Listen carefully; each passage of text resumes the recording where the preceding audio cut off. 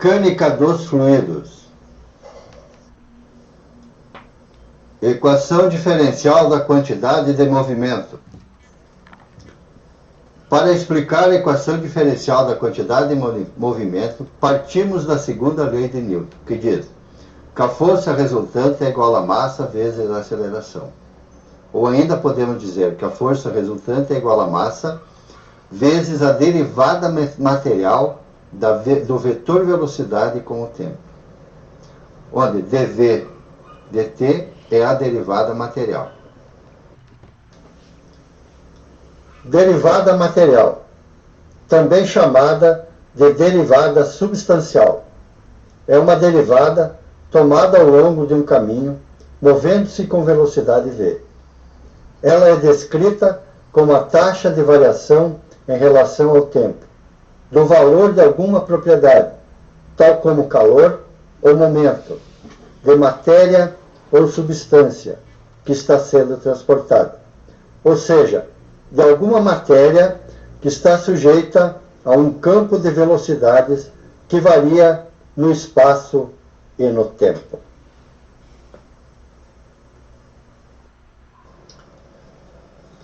Dado o campo vetorial de velocidades, que diz que na posição x, y, z, temos um vetor velocidade que está em função de x, y, z e t.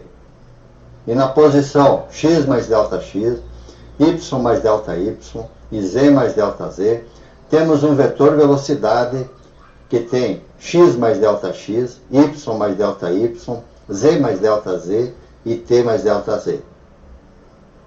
É descrito por Leonardo Euler, que estabelece que a descrição do movimento em que as propriedades do escoamento são funções de espaço e tempo. A região do escoamento que está sendo considerada é chamada de campo de escoamento. Dado o campo vetorial de velocidade, e sabendo que a velocidade v é uma função de x, de y, de z e também de t, e que as coordenadas x, y, z também são função de t, temos então a derivada material de v em relação a t, que é igual, pela regra da cadeia, a derivada parcial de v em relação a x, que multiplica a derivada parcial de x em relação a t, mais a derivada parcial de v em relação a y, que multiplica a derivada parcial de y em relação a t, mais a derivada parcial de v em relação a z, que multiplica a derivada parcial de z em relação a t, mais a derivada parcial de v em relação a t. Como a derivada material da velocidade v em relação a t é igual à derivada parcial de v em relação a x, que multiplica a derivada parcial de x em relação a t, que é a velocidade u, mais a derivada parcial de v em relação a y, que multiplica a derivada parcial de y em relação a t, que é a velocidade v, mais a derivada parcial de v em relação a z, que multiplica a derivada parcial de z em relação a t, que é a velocidade w, mais a derivada parcial de v em relação a t. A expressão fica que a derivada material de v em relação a t é a derivada parcial de v em relação a x vezes a velocidade u, mais a derivada parcial de v em relação a y, vezes a velocidade v, mais a derivada parcial de v em relação a z multiplicada pela velocidade w, mais a derivada parcial de v em relação a t. Voltando à segunda lei de Newton, que diz que a força resultante é igual a massa vezes a derivada material da velocidade em relação ao tempo, e substituindo a derivada material na expressão, temos que a força resultante é igual a massa que multiplica a derivada parcial de v em relação a x, que multiplica a velocidade u na direção x, mais a derivada parcial de v em relação a y, que multiplica a velocidade v na direção y, mais a derivada da velocidade v em relação a z, que multiplica a velocidade w na direção z, mais a derivada parcial da velocidade com o tempo. Consideremos dentro deste campo vetorial uma partícula de fluido em coordenadas retangulares se deslocando nesta trajetória. Consideremos esse volume de controle com um ponto de referência onde temos um sistema de coordenadas retangulares em que está associado a direção x uma velocidade u, a direção y uma velocidade v e a direção z uma velocidade w.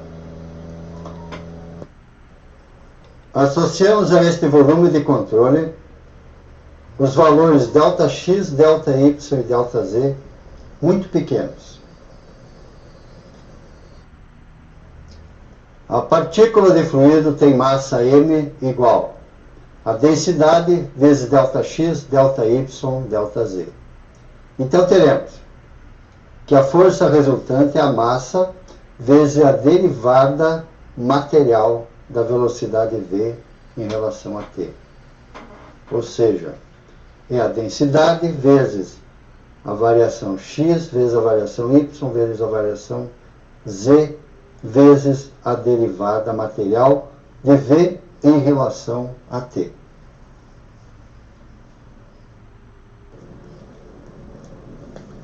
Consideremos que Fr é igual a Fc mais Fp, onde Fr são forças viscosas, forças que atuam devido ao movimento das moléculas. São originadas pelo atrito que uma molécula desempenha sobre a outra durante o escoamento. Fc, forças de campo, forças que atuam no sistema devido ao campo, que pode ser gravitacional, elétrico ou magnético.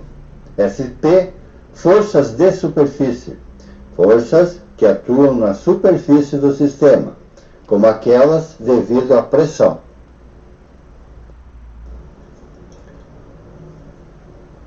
Força de campo, devido à ação da gravidade. A força G é igual a componente Gx na direção x, mais a componente Gy na direção y, mais a componente G na direção z, conforme mostrada na figura ao lado.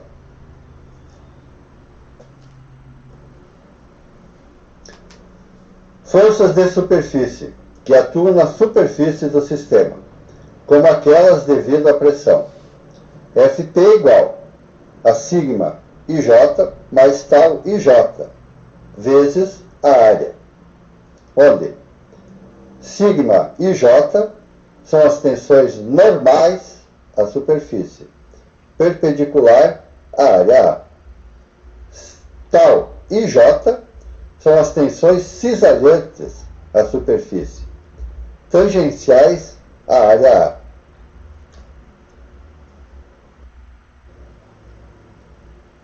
Tensão normal é uma componente de tensão que age perpendicularmente a uma face A, como mostrada na figura, em que você tem uma tensão sigma sobre uma área A. Matematicamente, sigma é igual a força sobre a área, ou seja, força é igual a tensão normal vezes a área A.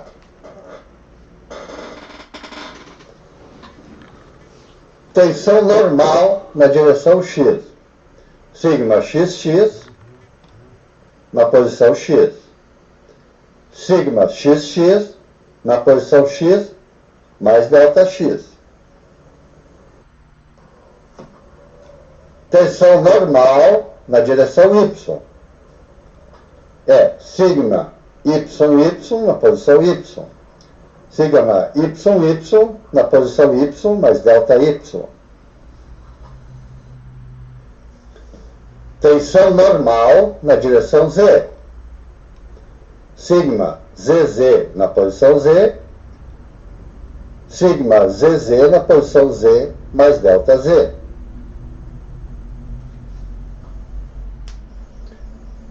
Tensão cisalhante é uma componente de tensão que age tangencialmente a uma face A. Como mostra na figura, a tensão cisaliante tangencialmente a uma área A. Matematicamente, temos que a tensão cisaliante é igual à força sobre a área. Ou seja, a força é igual à tensão cisaliante vezes a área A. Tensão cisaliante na direção X normal a Y, na posição X e na posição X mais delta X. Tensão cisaliante na direção X normal a Z, na posição X e na posição X mais delta X. Tensão cisaliante na direção Y normal a X, na posição Y e na posição Y mais delta Y. Tensão cisaliante na direção Y normal a Z, na posição Y e na posição Y mais delta Y. Tensão cisaliante na direção Z normal a X, na posição Z e na posição Z mais delta Z. Tensão cisaliante na direção Z normal a Y, na posição Z e na posição Z mais delta Z. Voltamos à expressão F é igual a massa vezes a derivada material da velocidade em relação ao tempo, onde a massa é a densidade vezes o volume, e a derivada material de V em relação a T é esta expressão aqui.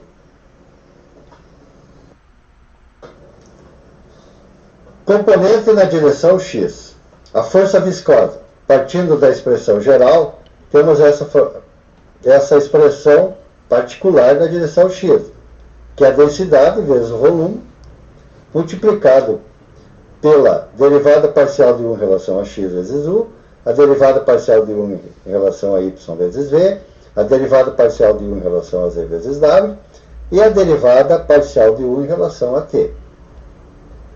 As forças de superfície somadas à força de campo nos dá essa expressão aqui na direção x, que é a força normal somada às forças tangenciais na direção x, mais a componente da força da gravidade na direção x.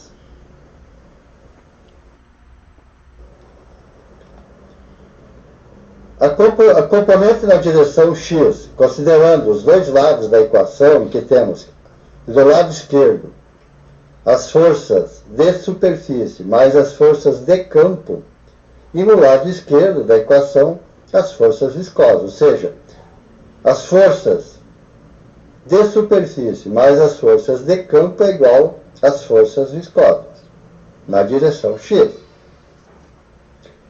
Dividindo simultaneamente os dois lados da equação por ΔX, ΔY, ΔZ, teremos esta expressão do lado esquerdo e esta expressão do lado direito. Utilizando o quociente de Newton, fazendo ΔX tender a zero na direção x, ΔY tender a zero na direção y, ΔZ tender a zero na direção z, mais a componente da força da gravidade na direção x, vai ser igual a essa expressão do lado direito, que é a densidade da massa, que multiplica a derivada parcial de 1 em relação a x vezes a velocidade u, mais a derivada parcial de 1 em relação a y vezes v, mais a derivada parcial de 1 na direção z vezes w, mais a derivada parcial de 1 em relação a t. Então, teremos esta expressão, que significa a derivada em relação a x da tensão normal na direção x, a derivada parcial em relação a y da tensão cisaliante na direção x tangencialmente a y, mais a derivada da tensão em relação a z da tensão cisaliante na direção x tangencialmente a z, mais a força devido à ação da gravidade na direção x, multiplicado pela densidade da massa, que é igual à densidade da massa multiplicada pela derivada material du em relação a t.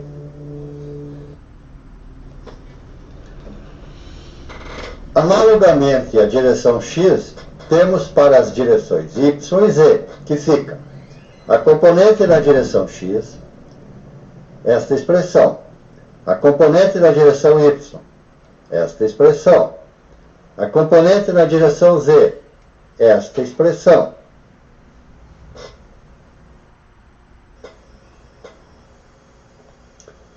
Temos, então, as equações diferenciais da quantidade de movimento. Observe que esta expressão é a derivada material da velocidade u em relação ao tempo. Esta expressão é a derivada material de v em relação ao tempo. E esta expressão é a derivada material de w em relação ao tempo.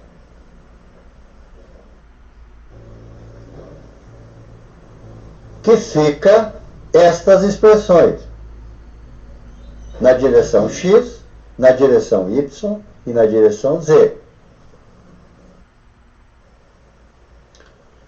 Considerando que esta expressão é igual a menos a derivada parcial da pressão em relação a x, que esta expressão é igual a menos a derivada parcial da pressão em relação a y, e que esta expressão é igual a menos a derivada parcial da pressão em relação a z, onde o sinal negativo, menos P, é porque consideramos um escoamento através de uma contração,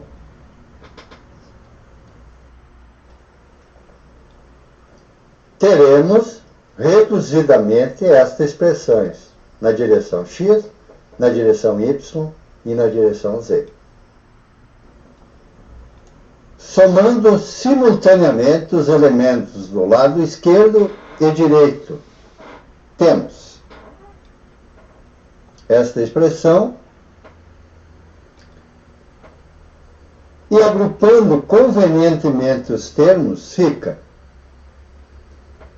esta expressão aqui, a densidade vezes a derivada material de u em relação a t, mais a densidade vezes a derivada material de v em relação a t, mais a densidade vezes a derivada material de w em relação a t, igual a menos a derivada parcial da pressão em relação a x, menos a derivada parcial da pressão em relação a y, menos a derivada parcial da pressão em relação a z, mais a soma das componentes da força de gravidade na direção x, y e z. Supondo que o eixo z seja vertical, então a componente da força devido à ação da gravidade na direção z é igual a menos g. E as componentes gx e gy são igual a zero. Assim, as equações escalares anteriores podem ser escritas como equação vetorial, onde a densidade da massa vezes a derivada material em relação a t, da componente u na direção x, mais a componente v na direção y, mais a componente w na direção z, é igual a menos a soma das variações da pressão na direção x, da variação da pressão na direção y, mais a variação da pressão na direção z, menos a força devido à ação da gravidade na direção z. Finalmente, podemos escrever a equação diferencial da conservação do movimento na forma vetorial, conhecida como equação de Euler, que é a densidade da massa vezes a derivada material da velocidade em relação ao tempo, igual a menos o gradiente de pressão menos a força devido à ação da gravidade na direção z.